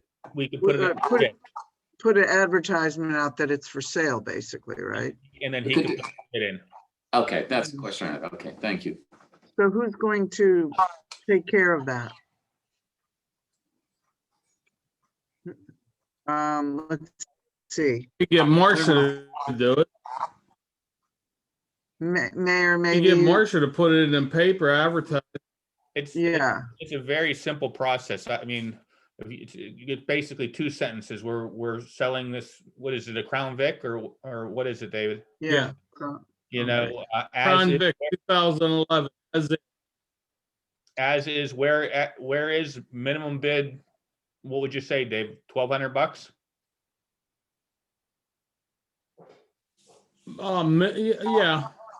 Yeah. Is everybody okay with that? I'll put it together and get it over to the newspaper. Okay. Minimum bid or?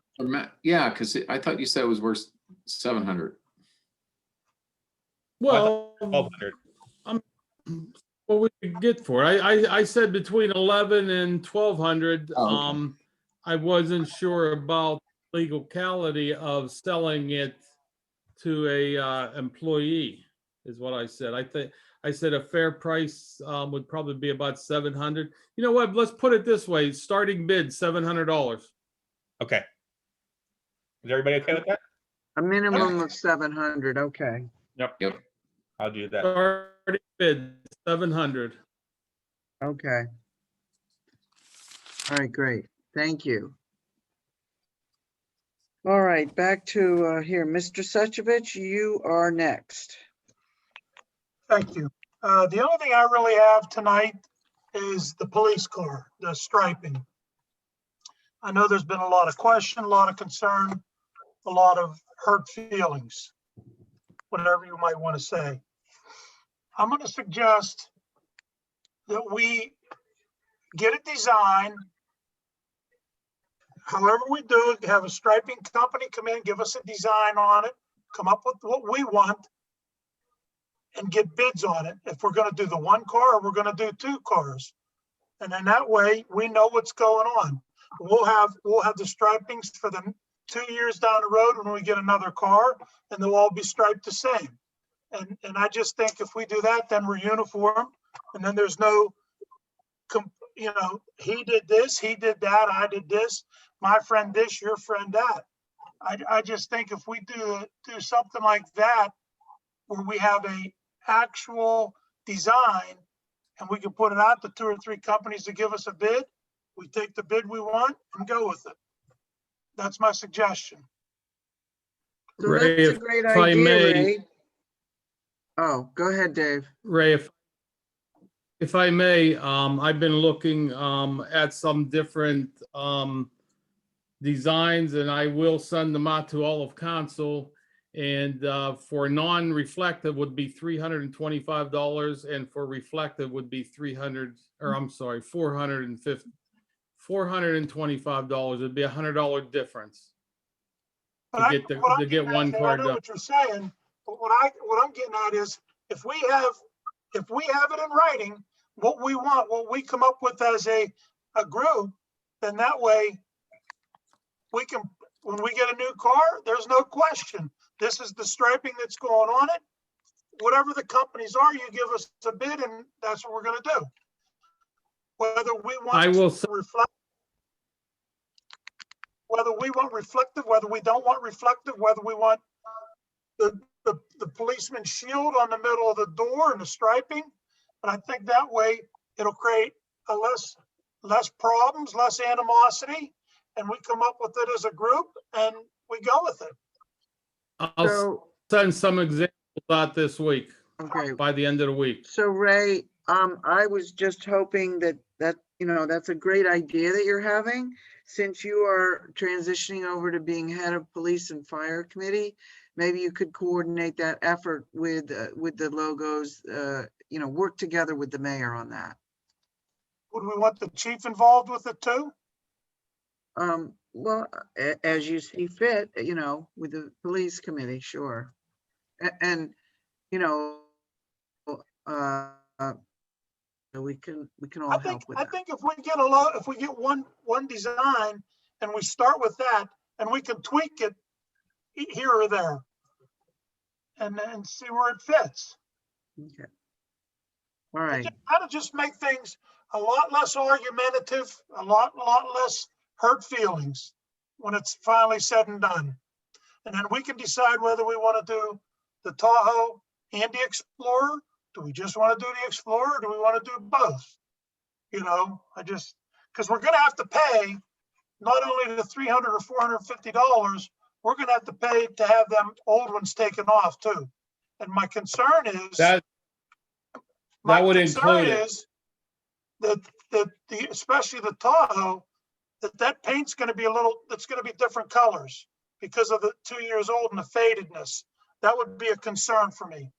So I just think we need to get it, what we're going to do and be done with it. So then that way we're not arguing over it. This has been 2.5 years. This has been going on about the vehicles, and it's ridiculous. We got to come up with an agreed thing and be done with it.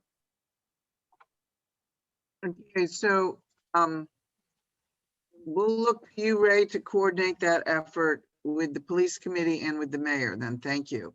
I also see that Mayor Dave, you have your hand up. Did you mean to have your hand up? No, I've already spoken on it. It's actually been up for a little while. No one noticed it. I've already taken care of that. Okay, and Mr. Pitch, did you have something else you wanted to add? Yes, I apologize. With both grant applications, they require resolutions.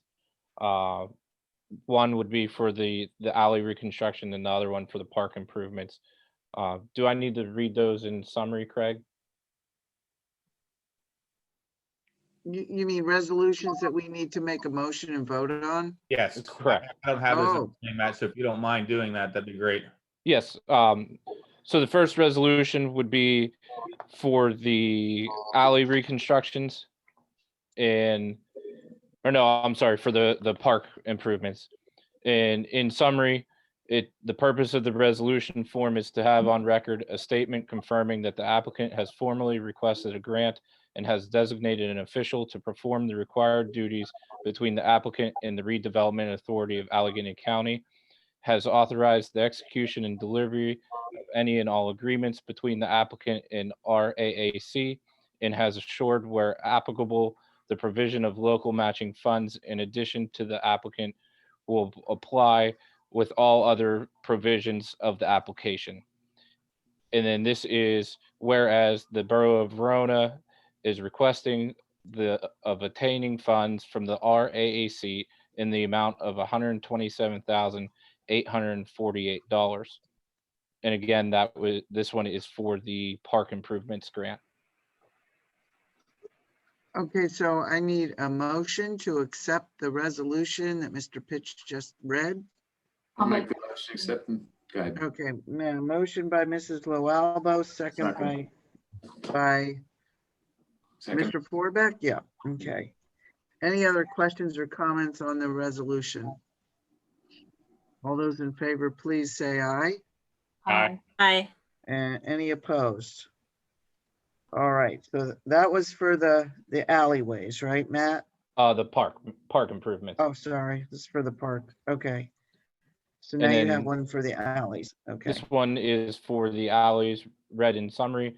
The purpose of the resolution form is to have on record a statement confirming that the applicant has formally requested a grant, has designated an official to perform the required duties between the applicant and the redevelopment authority of Allegheny County, has authorized the execution and delivery of any and all agreements between the applicant and RAAC, and has assured, where applicable, the provisions of local matching funds.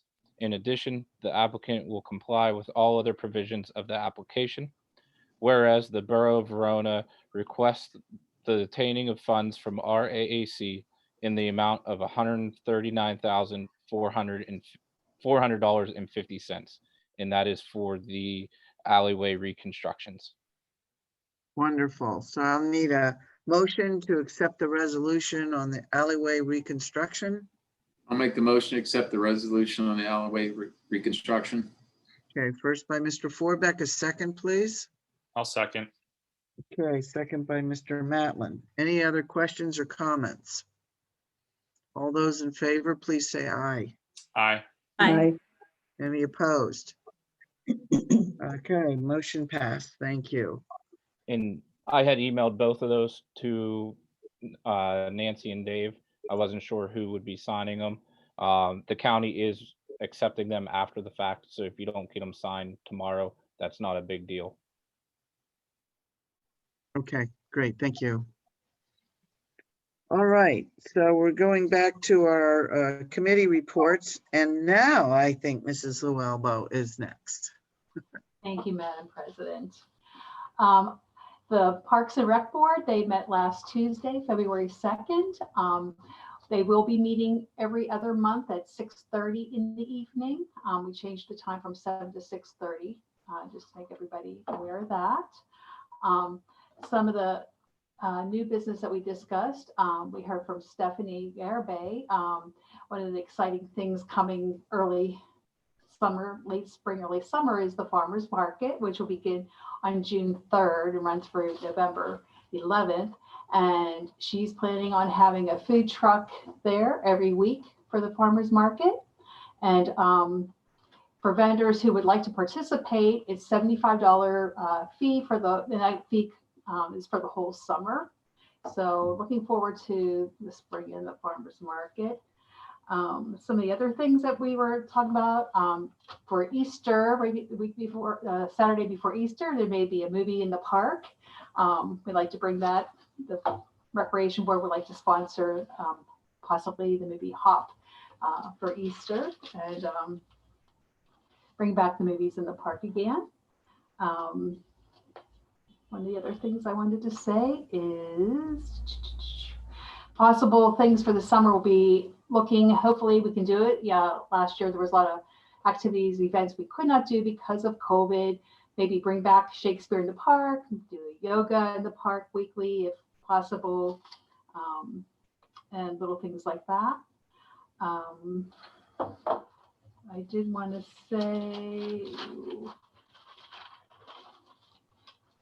also, we're going to maybe discuss seeing if we can bring back the bike derby this year too. We'll see what I'll talk with Sergeant Fracos and see what we need to do to possibly have the bike derby since we could not have it last year. Another what Laura Jacko had brought up earlier is the spring planting through Tree Vitalize Pittsburgh. I would like to make a motion that we go forward with the tree planting at Cribs. I'll second that. Thank you, Trish. Okay, so we have a first by Mrs. Loalbo and a second by Trish Redzek Showalter for the tree planting proposal by the Shade Tree Commission. Any other questions or comments about the tree planting? I had a question. Do we ever resolve the issue about the trees along South Avenue and which might be in the playing field? Are they still on the proposal, or is it? I think there was questions about whether those trees were going to be. I think there were 4 of them. Are they going to? Is that still on the proposal? Janet, if you're not sure, maybe Laura could chime in here. Yeah, they're on the proposal. It wasn't a question of them being on the playing field. I think Vince just had a question of whether they'd interfere with some future projects, but we talked about it, and everybody voted to keep it as is. And in fact, Vince actually suggested an additional tree be added behind the basketball courts. So I think I communicated that to everybody, and I think Janet had that information as well. But just to clarify, we are adding 1 more tree due to his very helpful suggestion. So yeah, everybody seems to be fine with where they are. We talked through it. Okay. Thank you for checking though. And you were going to say something, Janet. I'm sorry. No, it was basically the same what I was going to say. Thank you. Okay, thanks. Yeah, it was Any other questions or comments about the tree motion? All right, all those in favor, please say aye. Aye. Aye. Any opposed? All right, motion passed. And the next Parks and Rec meeting will be April 6th at 6:30. Also, I did get an email today from Jeff Pepper. He ordered the Trex benches for down at the pickleball court. And they should be arriving sometime the end of March, beginning of April. They will be delivered to the borough building and for our street crew to install them. So that's everything I have. Sorry, Janet, I just have a question, and I may have missed this along the way. Did we decide where they're going to go? Did we come up with a plan about that with the benches? We did. I know Jeff too is going to give a good marker. It'll be outside the fence, facing Arch Street. You know, on the between the river and the fence to the pickleball court. So it'll be spaced out there. Sort of in the middle of where the courts are, or in the grass area, not in the court area. I'm not sure what you're saying. What I'm saying is, I mean, there's 4 courts, 2 benches. Like, are they going to space them out? Correct. Yes. Okay, great. Thank you. You're welcome. And that's all I have. Thank you. All right, thank you.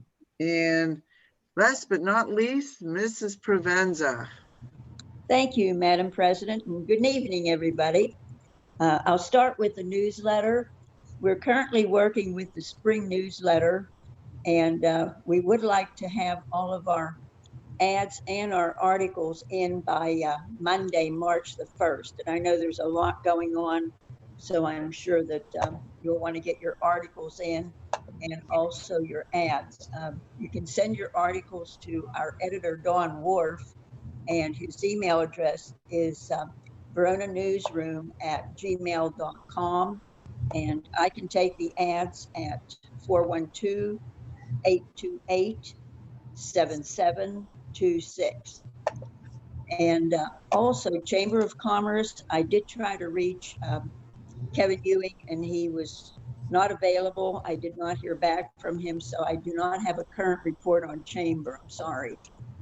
Historical Society, all the meetings are still canceled until further notice.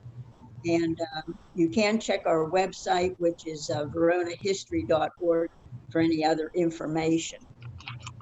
The Twin Boroughs Ministries, the community dinner this month is going to be on Wednesday, February 24th. And it will be from 4:30 to 6:30 at the Verona Methodist Church. And it will be a grab and go dinner. The host this month will be Longwood at Oakmont. And I also wanted to make a mention of something. I don't know whether everyone is aware or not.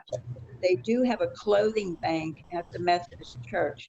So if anyone is in need of winter coats or nice winter sweaters or hats or anything like that, they've got all sorts of clothing there that they will be glad to give to people. So if anybody knows of people that are in need that need this, please tell them. And Shirley Davis will be glad to come down and open up the building and let them go through the clothes and get whatever they would need. And her telephone number is 412-828-3412. So please feel free to call her. She'll be glad to go down and help the people out. And I spoke with ALOM this morning to see what was on the calendar. And right now, there really isn't anything. The only thing that they could tell me was that as of now, we're still scheduled for the spring conference at Seven Springs from June 17th through the 20th. And they will be meeting with Seven Springs next month to see if there's any way that this can be done. And they'll let me know. I'll have more of a report on that next month. I did want to mention, if you want to advertise the police car in the newsletter, we're hoping to have the newsletter out to the folks in their mailbox probably the last week in March. I don't know if you want to wait that long, but that will go to every resident here and part of Penn Hills. So it does get us out there. And I also wanted to ask, do we need a job description for the cleaning person that'll be doing the work at the borough building? And that is my report. And Trish, this was your first meeting. A great big welcome to you. We're so glad to have you on board. Thank you for being with us. Okay, thank you very much. That was my report. Thank you, Mrs. Provenza. You're welcome. And, all right, so Mr. Matlin, anything from the COG? Yeah, not a whole lot, but there's we did have a meeting it was end of January, and that's where the CITF grant had just come up. I think the day before, so that was the big topic of conversation. And you know, thanks again to Matt for getting on it pretty quickly. He was already on it the next day, I think, letting council know that you know what the conditions and terms were of the grant. So that was the last meeting. There is there's a Zoom meeting scheduled tomorrow for Allegheny Valley North COG members. It was set up by the Allegheny County Economic Development Department. I guess Allegheny County passed a new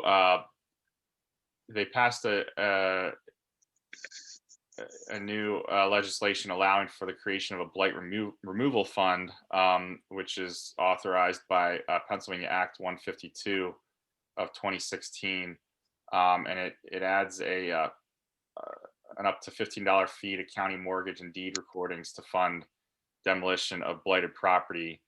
and it puts them into a restricted fund. And I guess that it sounds like there will be, additional, grants or money available from that fund to fund demolitions across the county. So I think it's an informational session for the COG. I don't know if Matt or Craig, you have any other information about that program?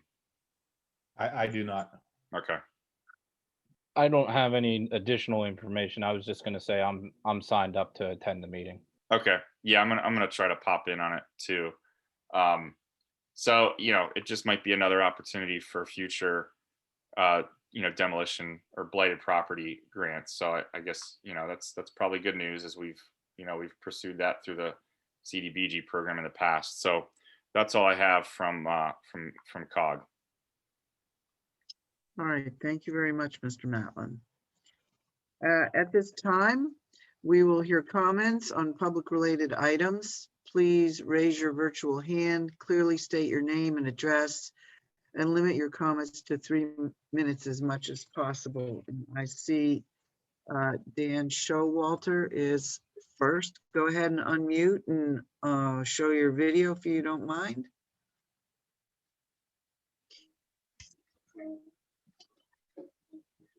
Hey guys, can you hear me? Yep. Hi, Dan. How's it going? Real quick, first I would like to thank Zach for putting together that position,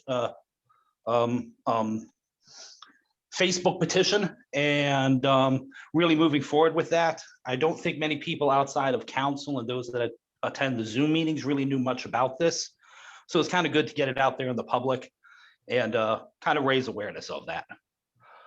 Number two, the planning committee will be meeting the 18th of this month. If I'm correct, 7 o'clock. Unfortunately, we really didn't go through the processes of kind of putting advertising and letting people know we were going to do it. It's been very tough to get a quorum together, and kind of last minute, we were able to slam one together. So we figured we would just meet because this would be our first meeting in 9 months, if I'm correct. So I'm just letting people know, council, letting the general public know that on the 18th of this month, the planning committee will be getting together, and that's about it. So thank you very much. Have a wonderful night, everybody. Dan, are Hey, you Dan, doing it? Dan, how are you meeting? Because the borough building is closed to the public. So we were able to put together a Zoom meeting, thanks to Councilman Forback, who's going to be hosting it. And since we really haven't done any meetings in a long while, I also figured it would be great to have Mike in on the call, just because he could kind of inform other members of the committee of exactly what's been happening in the borough and what he would like for us, especially with the comprehensive plan, what he would like for us to focus in on to help him. Okay, great. Thank you. Thank you. Have a good night. And I believe Laura Jacko is next. Okay, am I supposed to start my video too? Haha. I mean, you don't have to. Preferable. It'd be nice to see you. But Danny, Well, you hi. can close your video. Let's see here. Well, we were out sledding today, so only slightly, just disheveled. I had a couple more tree items I wanted to go over, and again, I'm sorry I didn't get this in for earlier on, but things I wanted to bring up. So I think we're good on the cribs planting. I had so from what I understand from this meeting, it sounds like Mike Forbeck is going to be taking over chairing the Department of Public Works Committee, correct? Correct. So Mike, just FYI, a couple of things that I brought up before with Dave and just making sure they get addressed are, over the summer where those trees that are getting planted at cribs are going to need to be watered, and the ones that were planted last year in Railroad Park also same thing. And I know we were planning on bringing in some part-time help to do that. So, I'm here if you have any questions on that, but that's definitely something we were planning on. And Unfortunately, for continuity, Dave's still going to be on there, so that's great. Oh, groovy. Okay, cool. And something else, I was going to bring this up to him too, but for both of you to know, we've had complaints, well, not complaints before, but people from Tree Vitalize had pointed out before that there was some herbicide damage to some trees that we had planted previously at Riverbank Park. And a member of the public actually also brought that to my attention about a month back as well. So when the summer comes, I'd like to maybe get together with the two of you and kind of go over proper care and keeping of trees. I've had some complaints about weed whacking damage to the bottom of tree trunks in public areas. And then of course this herbicide issue as well. So those are maybe some things we could get together and talk about. And I'm not sure how best to get the information to everybody, just to kind of give them like a little overview of like things to look out for as the weather warms up. I know, I think Sylvia had recommended that maybe some signs get put up, for example, like no spraying or things like that for the summer. That might be something we could talk about getting if possible. I thought that was a really good idea. Thank you, Sylvia. And so those are some things to, think about, some problems that we had. And I also have had some interest from other members of the public about Shade Tree Commission. And I know when I had started, there was some discrepancy as to whether it was a 3-person or 5-person board. And we decided to leave it as a 3-person just because I didn't have enough people who were interested in it at the time. But since I am getting more interest, I'd like to see about whether we can open it back up to a 5-person board if possible, just to accommodate all the members of the public who have indicated interest to me. Is there a good way to go about doing that, or does anybody have any objections to that course of action? I think there might be something the solicitor could weigh in here about that.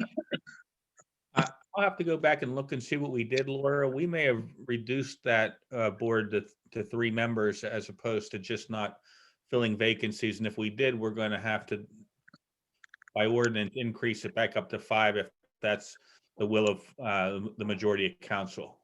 So I'll take a look at that in the morning and see what exactly it is that we did and see how to rectify that. Okay. So I have a question on that. I mean, does it have to be a 5-person board, or could you have ad hoc members also with the 3-person board? I actually don't even know how that works.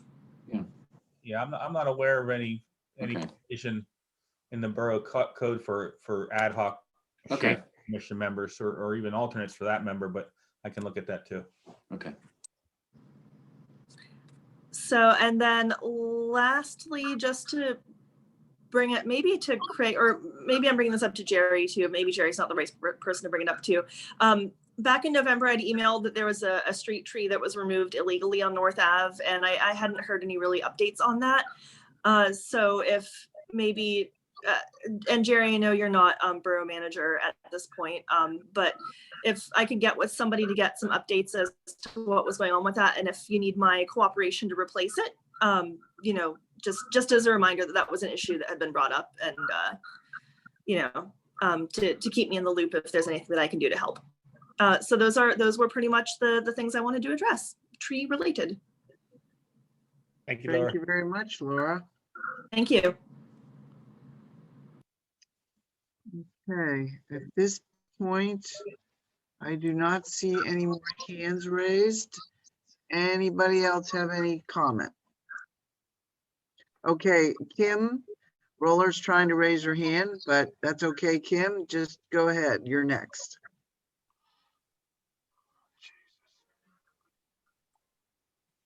Hey guys, sorry, it looks like maybe I'm on the back end of the borough board meeting. I didn't realize I was that important. Thank you very much.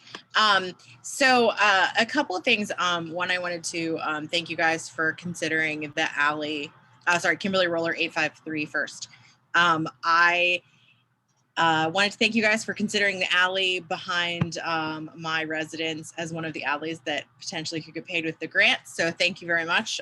Just kind of goes to show everybody in the community that if you ask questions, show pictures of your horrific alley, talk to your council members, that big things can get done. So thank you all very much for that. there's one thing, well, two more things that I wanted to talk about. So one, I wanted to kind of show support for the young man who wrote the move on information about the police car and kind of support Mayor Dave's thought process. While I do agree that there is an appropriate time to have a concealed car out of respect and safety for the police officers, there is something to be said about having a car or two that represents Verona in a big, bold way. I'm all for officer safety, especially in the current times that we're in. And I understand that maybe an unmarked car would need to do that. But I think that having at least one with big, bold stripes would be pretty important. And if there's anything I can do to help the borough with that, I'm happy to help. Additionally, I wanted to talk about, I know that we're still in the hiring phases for the borough manager, but I wanted to talk for a second about the Verona Borough website. So if you look at our borough website, there's some pretty old information on there, one of which still notes Carrie Del Rosso as our, I believe it's communications director or something along those lines. She hasn't been working with the borough for a pretty decent amount of time right now. And I'd like to request that, you guys take a look at that and add that she is no longer working with the borough, that Jerry is no longer our borough manager, and that Trish is now in place, and, all of the modifications that we've been making.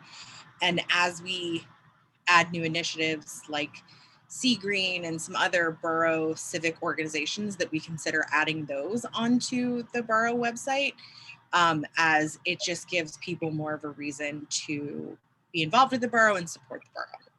So I appreciate your time. Thank you very much.